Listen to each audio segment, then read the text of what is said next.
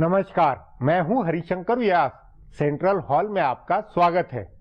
उद्योगपति विजय माल्या की बैंक देनदारी के साथ जो बवाल है, उसने भारत के उद्योग और बैंक क्षेत्र के कई गंभीर सवाल पैदा कर दिए हैं। एक तरफ सरकारी बैंक लाखों करोड़ रुपए के दिए कर्जों के डूबने की चिंता में है, तो दूसरी तरफ कारोबारी उद्योगपतियों पर शक की यह सुई है कि ये पैसा खा गए। मतलब कारोबार मंदी और प्रोजेक्ट फेल होने की वजह से कर्ज नहीं डूबा, बल्कि कारोबारियों ने बैंक से लिए पैसे का गोलमाल किया। दूसरे शब्दों में, विजय माल्या की एयरलाइंस चल सकती थी यदि उन्होंने बैंक से लिए पैसे अपनी जेब में नहीं भरे होते। यह पूरी तरह गलत सोच है। उद्यम और उद्यमशीलता में जोखिम अनिवार्यतः होती है। सब प्रोजेक्ट सफल हो जाए यह गारंटी नहीं होती। दूसरे, यदि फर्जी गलत प्रोजेक्ट को बैंक कर्ज देता है तो बैंक का प्रबंधक भी उतना ही दोषी बनता है जितना कर्ज लेने वाला कर्जदाता। विजय माल्या के मामले में बैंक के सीएमडी डायरेक्टर भी कटघरे में खड़े होने चाहिए। सो विजय माल्या का मामला दूसरे उद्योगपतियों के लिए खतरे की घंटी है, तो बैंकों के लिए भी। तभी रिजर्व बैंक के गवर्नर और वित्त मंत्री अरुण जेटली ने चेताया है कि हल्ला ऐसा न हो जिससे बैंक कर्ज देना ही बंद कर दे, उद्योगपति नए प्रोजेक्ट और निवेश की सोचना बंद कर दे। हिसाब से सरकारी बैंकों का अब निजीकरण होना चाहिए। भारत में नेता, अफसर और कारोबारी की साठगांठ से सरकारी संस्थान हमेशा लूटे जाने के अड्डे रहे हैं। सरकारी बैंकों का लाखों लाख करोड़ रुपए जैसे बट्टे खाते में जाता है, वह दुनिया के पैमाने में भी भारी है। इसलिए बैंक क्षेत्र में सुधार की जरूरत है, तो इस पर कायदे से बहस की भी आवश्यकता है। आज इस पर चर्चा है, मगर उससे पहले गपशप और खास सुर्खियां। शुरुआत सियासी गपशप से करते हैं।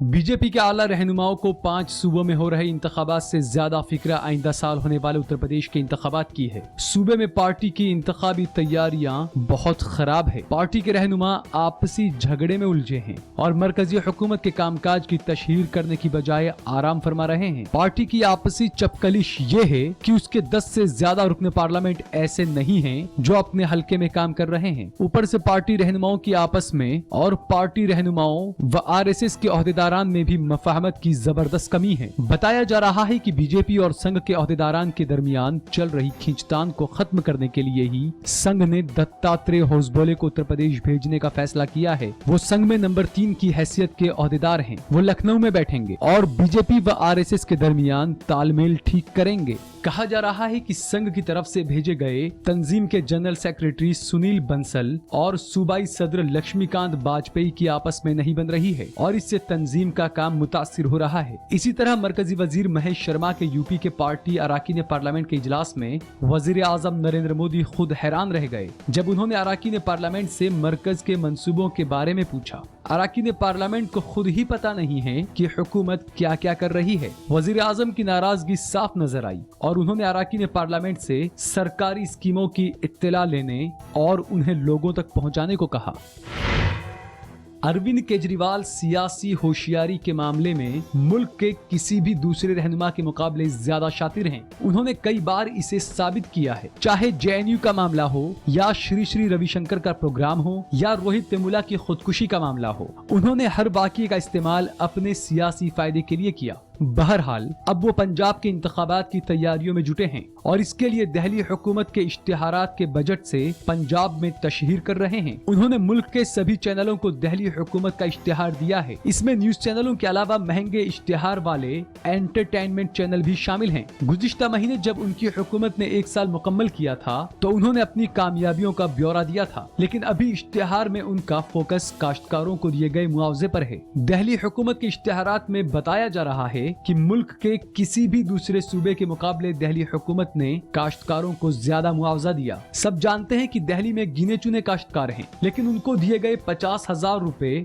फी हेक्टेयर के मुआवजे की तशहीर केजरीवाल पंजाब को जहन में रखते हुए कर रहे हैं। पंजाब में काश्तकारों की हालत ठीक नहीं है और केजरीवाल दिल्ली से तशहीर करके बता रहे हैं कि वो काश्तकारों का कितना ख्याल रखने वाले रहनुमा हैं। इसी तरह इनकी दूसरी तशहीर ईमानदार हुकूमत देने पर है। पंजाब के अपने दौरे में वो वो जो कुछ भी कहते हैं वो बाद में दिल्ली हुकूमत इश्तिहार की तरह चलाती है। कांग्रेस और बीजेपी दोनों के रहनुमा इससे परेशान हैं, लेकिन उनको समझ नहीं आ रहा है कि इसकी शिकायत कैसे करें।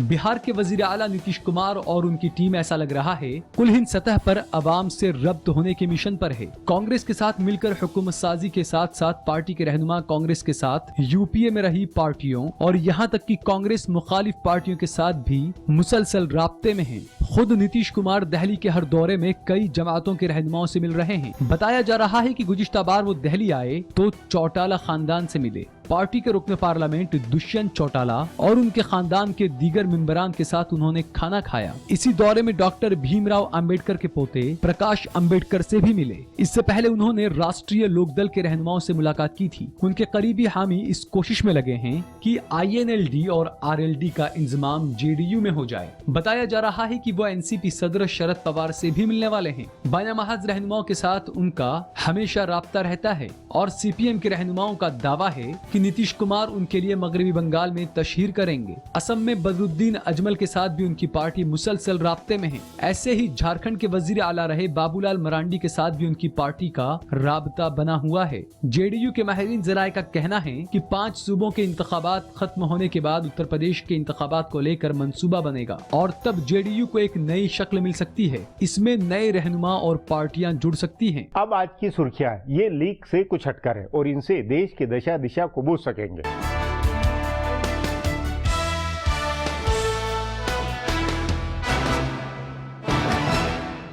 हर हिंदुस्तानी को यूनिक पहचान नंबर देने वाले आधार बिल को फिर से ऐवान ज़ेरी में पास कराना होगा। आज ऐवान बाला में हुई बहस के बाद हिज़्ब इख्तिलाफ ने आधार बिल में कुछ तरामीम पेश की जिसे मंजूर कर लिया गया। अब तरामीम पेश किए जाने के बाद इस बिल को दोबारा ऐवान ज़ेरी में पास कराना होगा। ज़ेरे गौर है कि मरकजी हुकूमत माली बिल के तौर पर आधार बिल को ऐवान ज़ेरी में पहले पास करा चुकी है। आधार बिल पर बहस के दौरान आज हिज़्ब इख्तिलाफ और हिज़्ब इक़्तिदार में जबरदस्त तकरार हुई। मरकजी वजीर खजाना अरुण जेटली और CPM general secretary Sitaram Yechury के दरमियान इस बिल को लेकर जबरदस्त बहस हुई। येचुरी ने बहस के दौरान ऐवान बाला की अहलियत पर सवाल उठाते हुए कहा कि आधार बिल पर अदालत उज़्मा भी गौर कर रही है, इसलिए ये मामला इस ऐवान के दायरे से बाहर है। इस पर अरुण जेटली ने येचुरी पर हमला करते हुए कहा कि वो अजीब सी मिसाल दे रहे हैं। जेटली ने कहा कि हिंदुस्तान में जमहूरियत है और इसमें अदलिया का काम मुकन्निना के बनाए कवानीन का तज्जिया करने का है। जेटली ने इस बिल को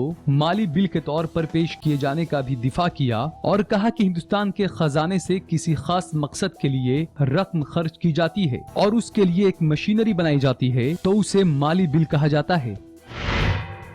दिल्ली के वजीर आला अरविंद केजरीवाल ने बीजेपी पर बेहद तल्ख हमला करते हुए कहा है कि बीजेपी सबसे ज्यादा मुल्क मुखालिफ है। उन्होंने ये इल्जाम भी आयद किया कि वो जवाहरलाल नेहरू यूनिवर्सिटी में हिंदुस्तान मुखालिफ नारे लगाने वालों का दिफा कर रही है। केजरीवाल ने आज सुबह ट्वीट करके कहा कि बीजेपी सबसे ज्यादा मुल्क मुखालिफ है। उन्होंने पूछा कि मुल्क मुखालिफ नारे लगाने वालों को वो क्यों बचा रही है। 9 फरवरी को JNU में मुतनाज़ा प्रोग्राम में भड़काऊ नारे लगाने के बारे में JNU के एक पैनल की ओर से रिपोर्ट दिए जाने के बाद केजरीवाल ने बीजेपी पर हमला किया है। रिपोर्ट में कहा गया है कि प्रोग्राम में बाहरी लोगों के एक ग्रुप ने इश्तियाल अंगेज नारेबाजी की थी। इससे पहले 29 फरवरी को हैदराबाद पुलिस के उनके खिलाफ मुल्क से गद्दारी के इल्जाम के तहत एक FRI में नाम शामिल किए जाने के बाद केजरीवाल ने कहा था कि वो वजीर आजम नरेंद्र मोदी से बड़े मुहिब्बे वतन हैं। मगरबी बंगाल में बरसर इक़्तिदार जमात तृणमूल कांग्रेस के रुकन पार्लियामेंट के मुबैना तौर पर रिश्वत लेने के मामले की तफ्तीश एक खास कमेटी करेगी। तृणमूल के कुछ मेंबरान को मुबैना तौर पर एक स्टिंग ऑपरेशन में रिश्वत लेते हुए देखे जाने के मसले को लोकसभा स्पीकर सुमित्रा महाजन ने आज तफ्तीश के लिए एक खास कमेटी को भेज दिया। लाल कृष्ण आडवाणी की रहबरी वाली ये कमेटी इल्जामात के मामले में जायजा लेगी और तफ्तीश करेगी। सुमित्रा महाजन ने क्वेश्चनर के फौरन बाद इसका ऐलान किया। एक दिन पहले बीजेपी, कांग्रेस और CPM मेंबरान ने ऐवान में मुलजमीन तृणमूल कांग्रेस के अराकीन पार्लियामेंट पर इस मामले में हमला करते हुए तफ्तीश का मुतालबा किया था। इसी बीच आज ऐवान बाला में इस मसले को लेकर जबरदस्त हंगामा हुआ। बाया महाज और तृणमूल कांग्रेस के अराकीन पार्लियामेंट के दरमियान इसे लेकर अच्छी खासी तकरार हुई। बहरहाल लोकसभा स्पीकर की तरफ से मामले को एक खास कमेटी में भेजे जाने की तृणमूल कांग्रेस ने मुखालफत की और इसे एक तरफा फैसला बताया। मुल्क से गद्दारी के मामले में गिरफ्तार जेएनयू के तलबा उमर खालिद और अनिर्बन भट्टाचार्य की जमानत अर्जी पर आज पटियाला हाउस कोर्ट ने फैसला महफूज रख लिया। अदालत इस मामले में 18 मार्च को फैसला सुनाएगी। इन दोनों ने अपनी जमानत की अर्जी में कहा था कि जांच एजेंसियों को अब तक कोई ठोस सबूत नहीं मिले हैं। साथ ही ये भी कहा था कि इसी मामले में गिरफ्तार जेएनयू स्टूडेंट यूनियन के सदर कन्हैया कुमार को जमानत मिल चुकी है, लिहाजा उन्हें जमानत दी जाए। इस बीच खबर है कि जेएनयू के आला सतही जांच पैनल ने मुल्क से गद्दारी के मामले में अभी कानूनी तहवील में जेल में बंद दोनों तालिब इल्म उमर खालिद और अनिर्बन भट्टाचार्य को इलाकाई जज्बात भड़काने समेत कई मामलों में मुजरिम पाया है। इन दोनों को वजह बताओ नोटिस भी जारी किया गया है। फिलहाल अब एक ब्रेक है, फिर खुलासा होगा।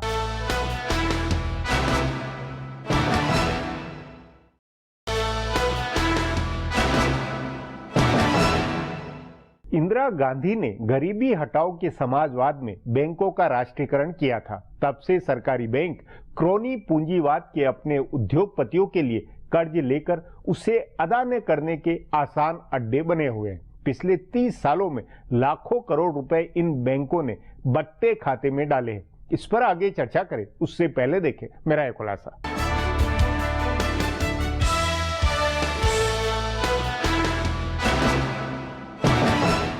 हिंदुस्तान के बैंक बहरान में हैं। एक के बाद एक कई ऐसी खबरें आई हैं जिनसे सरकारी बैंकों के खस्ता हाल जाहिर हुए हैं। पहले खबर आई कि बैंकों ने 1,14,000 करोड़ रुपए का कर्ज बट्टे खाते में डाला है, यानी बड़े कारोबारियों, सनतकारों और दीगर लोगों को दिए गए कर्ज का एक बड़ा हिस्सा बैंकों ने डूब गया मान लिया है। इसके फौरन बाद शराब और एविएशन सहूलियात देने के कारोबारी विजय माल्या के मुल्क छोड़कर चले जाने की खबर है। उन पर 1 दर्जन से ज्यादा बैंकों का तकरीबन 9,000 करोड़ रुपया बकाया है। जब उनकी वसूली का अमल शुरू हुआ तो वो मुल्क छोड़कर चले गए। इसके बाद हिंदुस्तान में बैंकिंग सेक्टर, तरक्की और सनतकारी को लेकर संजीदा बहस शुरू हुई है। माना जा रहा है कि अगर हुकूमत ने दखल नहीं दिया तो कई बैंकों की हालत खराब हो सकती है। चूंकि हिंदुस्तान में अब भी बैंकिंग सेक्टर बड़े तौर पर हुकूमत के हाथ में है और बैंकों में सबसे ज्यादा हिस्सेदारी हुकूमत की है, इसलिए उस पर बैंकों को ठीक करने का दबाव है। एक तरफ ये दबाव है कि आखिर क्यों हुकूमत आवाम के टैक्स के पैसों को बैंकों को बचाने के लिए इस्तेमाल करे। आखिर बैंक अमीरों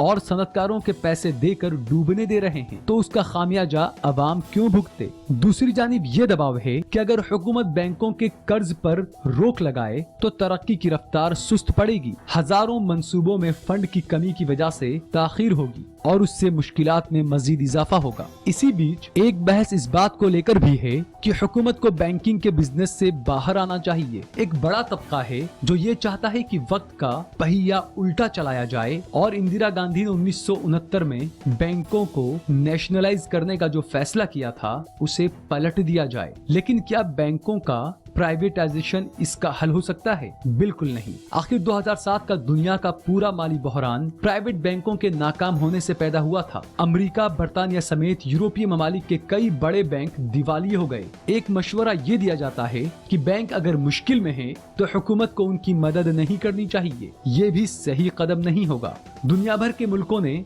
बैंकों को बचाने के लिए मदद दी है। आलमी माली एजेंसी के अंदाजे के मुताबिक दुनिया के 115 ममालिक ने बैंकों को बचाने पर जो खर्च किया है वो उनकी जीडीपी के 6.8% तक है, जबकि हिंदुस्तान ने बैंकों को बचाने के लिए जो रकम दी गई है वो जीडीपी की आधी फीसदी से कम है। हुकूमत ने बैंकों की मदद के लिए 1,15,000 करोड़ रुपए दिए हैं। बहरहाल इस पूरे बैंकिंग बहरान को मुकम्मल तौर पर देखने की जरूरत है। सबसे पहले ये देखना चाहिए कि बैंक के कर्ज क्यों डूब रहे हैं। इसकी बड़ी वजह मौजूदा इक्तिसादी हालात हैं। इक्तिसादी इस्लाहात के अटके होने की वजह से गैर मुल्की सरमायाकारी नहीं आ रही है। इनसे मंसूबों में ताखीर हुई है। बीच में कई बरसों तक माली बहरान की वजह से तरक्की ठप रही। अभी दुनिया भर में इक्तिसादी सुस्ती की वजह से भी कई सेक्टर बहरान में हैं। ऐसे में हुकूमत को ऐसी कोशिशें करनी होंगी जिनसे इक्तिसादी सरगर्मियों में तेजी आए। दूसरी जानिब बैंक इंतजामिया को भी जिम्मेदार बनाना होगा ताकि वो अपने मन के मुताबिक और अनाप शनाप कर्ज देने से बचें।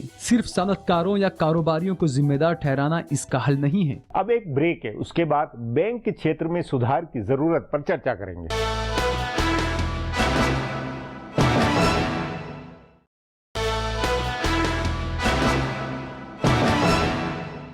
विजय माल्या खानदानी रईस थे। उन्होंने अपनी पूंजी और बैंकों से पूंजी लेकर एयरलाइंस चलानी चाहिए। कई कारणों से एयरलाइंस चल नहीं पाई। सो सवाल है कि बैंकों ने कर्ज देकर सही किया या गलत। बैंक, उद्योग और उद्योगपति के रिश्ते में अपने यहाँ आखिर गड़बड़ क्यों है? इस पर चर्चा के लिए आज मेरे साथ आर्थिक मामलों के जानकार आनंद प्रधान। आनंद जी, अमेरिका हो, यूरोप हो या पूंजीवादी देश तमाम जितने भी है, वहां उद्योग और औद्योगिकीकरण बैंक की पूंजी की बदौलत हुआ। वहां बैंक और उद्योगपति और उद्यम सब में एक रिलेशन डिफाइन है। हमारे यहाँ भारत में ये किस तरह के रिश्ते हैं जहां आए दिन बैंक मतलब डूबता है तो उसके साथ खाने वाले भी उद्योगपति वो भी बदनाम होते हैं? मैं समझता हूं कि अगर भारत में बैंकों की हिस्ट्री भी देखिए, आज़ादी के बाद खास करके, उससे पहले की भी न बात करें तो 1947-48 से लेकर 1969 तक जब बैंकों का नेशनलाइजेशन हुआ, उस बीच में बैंक बहुत ज़्यादा नहीं थे। एक तो उनकी पूंजी बहुत नीचे तक नहीं थी, उनके ब्रांचेज नहीं थे और उन्होंने उद्यमिता में थोड़ा बहुत मदद की, लेकिन 529 बैंक डूबे उस बीच। और 1969 के नेशनलाइजेशन के बाद सचमुच में उनका बड़े पैमाने पर प्रसार हुआ और एक तरह से बैंकिंग सेक्टर पूरी तरह से सार्वजनिक क्षेत्र के कंट्रोल में रहा। 91 के रिफॉर्म के बाद एक तरह से आप बैंकों में भी खुलापन आया, फाइनेंशियल सेक्टर को भी खोला गया, कई प्राइवेट वो जिसमें आईसीआईसीआई या एचडीएफसी ये तो कुछ उसमें सफलता के उदाहरण है और उसमें भी सफलता में भी आप देखेंगे कि आईसीआईसी हो या एचडीएफसी हो, उन पर भी कई बार संकट के बादल लहराए। कई उसी में जो चर्चित बैंक थे जैसे ग्लोबल ट्रस्ट बैंक, जो प्राइवेट सेक्टर का था, एक बड़ा चमकता हुआ बैंक उभर के आया और अचानक डूब गया 2001-2-3 के आसपास और उसको अंततः एक सरकारी बैंक के साथ मर्ज करना पड़ा।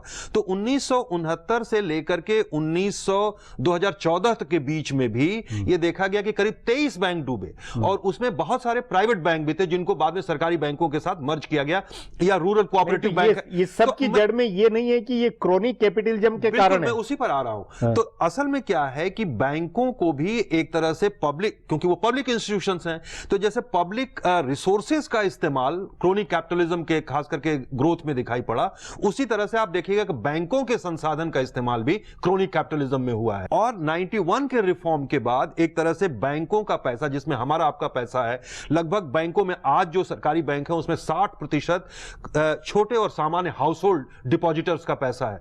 उस पैसे को निश्चित तौर पर निवेश होना चाहिए, पर भारत में उद्यमिता के साथ सबसे बड़ा संकट है कि अगर कुछ एक को छोड़ दिया जाए तो ज्यादातर वास्तव में उद्यम, जिसको हम उद्यमिता के साथ जोड़ते हैं, वो उद्यमिता नहीं दिखाई पड़ती है। वो सरकारी संरक्षण, सरकारी सहयोग और ज्यादातर क्रोनिक कैपिटलिज्म के बल पर फलते फूलते रहे। नहीं तो इसमें हम दोषी किसको बुनियादी तौर पर माने? उद्यमशीलता को माने या सरकारी तंत्र को माने या बैंक वित्तीय ढांचा जो है वो दोषी है? इसमें तीनों को दोषी मानना पड़ेगा। उद्यमशीलता का मतलब सचमुच में रिस्क टेकिंग और साथ ही साथ एक अपने बारे में रिस्क भी कोई मतलब इस तरह से नहीं आप ले रहे हैं जिसमें एक तरह से किसका पैसा डूब रहा है उसकी आपको चिंता नहीं है। और दूसरी तरफ आप देखिए कि बैंकों का भी जो पूरा स्ट्रक्चर है उसमें जितनी ट्रांसपेरेंसी होनी चाहिए थी, जितनी उनको ऑटोनॉमी होनी चाहिए थी, उसमें बैंकों में सरकार का, पॉलिटिशियंस का जितना इंटरवेंशन, इंटरफेरेंस रहा है, इसके कारण निश्चित तौर पर यह एक तरह का त्रिगुट जैसा बन गया है, जिसमें इस तरह के उद्यमी भी हैं जो उसका मिसयूज कर रहे हैं और जिनको मदद कर रहे हैं बैंकों के अफसर और पॉलिटिशियंस। और साथ ही साथ इसमें एक चीज और जिसकी बहुत चर्चा नहीं हो रही, वो भी मैं कहना चाहता हूं कि कई बार जो ग्रोथ के नाम पर अंधाधुंध पैसा बांटो, बैंकों के सामने टारगेट फिक्स कर दिया गया कि पैसा देना है, इकोनॉमी जब बूम कर रही है तो ऐसा लगता है कि आप पैसा धड़ाधड़ दिए जा रहे हैं। तो आप देखिए जो आज बैंकों की क्राइसिस है उसमें 5 सेक्टर्स में करीब करीब सबसे ज्यादा वहां पर क्राइसिस है। उसमें माइनिंग है, उसमें इंफ्रास्ट्रक्चर है, उसमें एविएशन है, उसमें टेक्सटाइल है और आयरन एंड स्टील। तो इसमें एक बुनियादी बात, ये पांचों जो आपने सेक्टर बताए, ये सचमुच में देखा जाए तो सरकार की जो नीतिगत जो पैरालिसिस था उसके कारण फिर उसका ये नतीजा। तो उसमें न उद्यमशीलता को दोषी दे सकते हैं न बैंकों को। उसे सरकार की एक तरह से पॉलिसी पैरालिसिस और साथ ही साथ रेकलेस एक तरह से कहिए कि बोरोइंग और लेंडिंग। क्योंकि देखिए हमारे जो एक बहुत सारे ऐसी कंपनियां कंपनियां थी इस दौर में, जिनका बड़े बड़े नाम ले लीजिए, उन सब ने ऐसे ऐसे फील्ड में जिनका इलेक्ट्रिसिटी में कोई एक्सपीरियंस नहीं है, जिनका कोई माइनिंग में एक्सपीरियंस नहीं है, सब ने मनमाने तरीके से क्रोनी कैपिटलिज्म के जरिए वो सब लाइसेंसेस लिए। नहीं, और उसमें एक ये भी ओवर एस्टिमेट किया गया कि इससे इतनी डिमांड बढ़ेगी। नहीं, पर ये वैश्विक संकट है। चीन ने भी ये इस तरह कैपेसिटी बढ़ाई है, बाकी दुनिया के दूसरे देशों ने भी बताया। हाँ, तो वैसी हो रही। तो इसमें ये नहीं कह सकते कि वो जो उफान है बिजनेस की एक्टिविटी में, वो तो एक हवा के साथ में दुनिया का प्रोजेक्शन तो गलत हो सकता है, लेकिन अगर प्रोजेक्शन गलत हाँ, तो है, उसको बाद उसको निकालने की व्यवस्था का कोई ये वो प्रबंध भी हमारे यहाँ नहीं। ये भी एक बड़ा संकट तो है। ये एक संकट है, और उस संकट के कारण ही आज ये स्थिति हो गई है कि इन जो 5 सेक्टर्स का जो टोटल एडवांसेस में और जो एनपीए है, हाँ। उसमें 53% से ज्यादा अकेले योगदान इनका है। और आप जैसे देखिए कि जो टोटल हमारा जो बैंकिंग कर्जा इन बैड लोन है इस समय, उसमें भी आप पाएंगे कि जो 500 करोड़ रुपए से ज्यादा का जिन्होंने एडवांसेस ले रखे हैं और जो एनपीए में जा रहा है, उनकी संख्या भी करीब करीब 50% से ज्यादा हो रही है। तो ये एक तरह से कुछ ही लोगों के द्वारा पैदा किया संकट है। सबसे बड़ा ये कि सरकारी बाबू हो, नेता हो, डायरेक्टर हो, उसको तोड़ने के लिए उसको वापस निजीकरण पे जाया जाए। अब ये एक बहस पूरी दुनिया में चल रही है। आप अगर 2007-8 का ग्लोबल मेल्टडाउन देखें तो उसकी वजह क्या थी? प्राइवेट बैंक ही थे, इन्वेस्टमेंट बैंक थे, उन्होंने भी उसी तरह लेकिन वो फिर भी रिकवर हो जाए। सिटी बैंक डूबते डूबते फिर रिकवर हो गया। कैसे रिकवर हुआ? उसमें ओबामा प्रशासन को बिलियंस ऑफ डॉलर, $700 बिलियन का उनको एक तरह से रेस्क्यू गारंटी देनी पड़ी, पर गारंटी के साथ में फिर वापस बंदोबस्त रीस्ट्रक्चरिंग हो गई। या तो ये कि वो बट्टे खाते में चला जाएगा, चला ही जाएगा। नहीं, पर इसमें सरकार ने अभी इनको कहा है कि 4 साल में इनको वापस लाने के लिए, रिकैपिटलाइजेशन के लिए सरकार 70,000 करोड़ रुपए बजटरी सपोर्ट दे रही है। दे रही ना, तो वो डूबेगा पैसा। हाँ, तो वो डूब रहा। इसीलिए तो मैं कह रहा हूं कि इसको क्यों हम लोगों के पैसे से क्यों खर्च हो? ये मैं ये कह रहा हूं कि इसके कारण संकट कितना बड़ा आ सकता है। अगर ग्लोबल उस संकट को देखें तो वो तो प्राइवेट बैंकों के कारण ही आया, जिसके बारे में कहा जाता है बहुत इफिशियंसी है। आप जैसे माल्या को ही लीजिए, उनका जो पूरा संकट था, क्या वो उद्यमशीलता के कारण है या वो रेकलेस एक तरह से उसके साथ और रेकलेस बोरोइंग के कारण है? नहीं, उसमें क्रोनी कैपिटलिज्म ये है कि दूसरे जो नरेश गोयल या जो कंपनियां हैं, तो वो मोनोपोली हर सेक्टर में 2 क्षेत्र के अलावा, 2 कंपनियों के अलावा तीसरी कंपनी को घुसने ही नहीं दिया जाता है इस देश। अब वो एक कंपटीशन भी बढ़ाया जाना चाहिए, लेकिन मुझे लगता है कि बैंकों के बारे में हमें ज्यादा सतर्कता से और गंभीरता से सोचना चाहिए। जी आनंद जी, बातचीत को यहीं समाप्त करेंगे। प्रोग्राम में आने के लिए बहुत बहुत धन्यवाद। हमारा प्रोग्राम अब यहीं खत्म होता है। आग्रह है प्रोग्राम पर अपनी राय hsvyas@nayaindia.com पर ईमेल करके बताएं, या hsvyas@Twitter और Facebook/नया इंडिया न्यूज़पेपर पर जाहिर करें। अब कल फिर मिलेंगे इसी चैनल पर, इसी समय।